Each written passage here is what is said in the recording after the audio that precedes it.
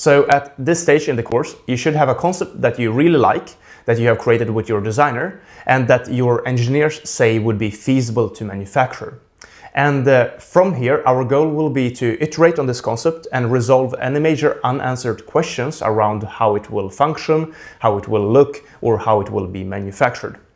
And again, the goal here is not to delve into design for manufacturing yet, but we do want to increase the resolution of the concept before we continue. And in this lesson, we're going to talk about exactly how we're going to do that iteration. So let's delve into it. Now let's start off by providing some examples of the level of detail that your concept should have at this stage of the project. And throughout this lesson, I will be using a personal project called the Beach Bug as an example.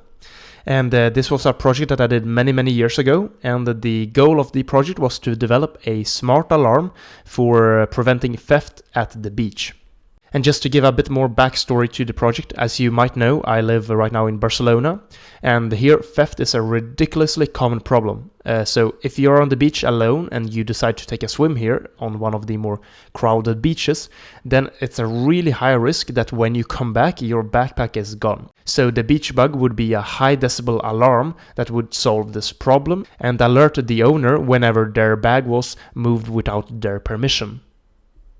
Now at this stage where you are currently at, so in other words having selected a first concept that you want to continue with, the Beach Bug looked like this. And as you see, the original idea for this alarm was to actually make it look like a bug, and my thinking behind this was that the designed in Barcelona aspect would be an important selling point for the product. And because of that, the early concept had almost this handmade look to it.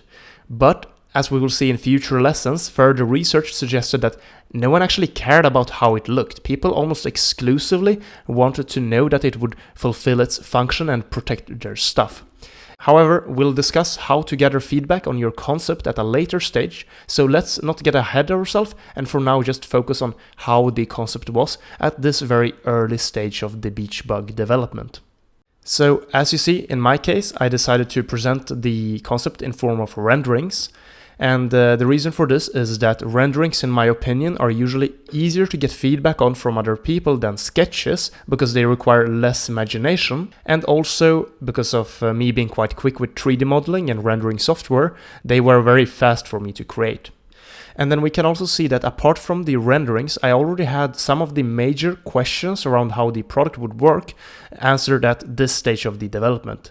So in the case that your designer has not yet explained some fundamental question around how your product will work, then you should definitely ask them to send more text or renderings explaining things, or even jump on a quick call with them where you take notes on what they are saying.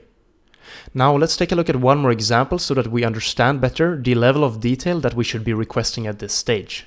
So, if we were designing a desktop lamp with an adjustable arm, for example, we don't need to know all of the parts that will go into the lamp. However, we should know what type of mechanisms will be involved. For example, will the arm hold the weight of the lamp through a self-balancing spring mechanism or through joints that can be tightened? Will the arm attach to the desk or will it be standing on a platform?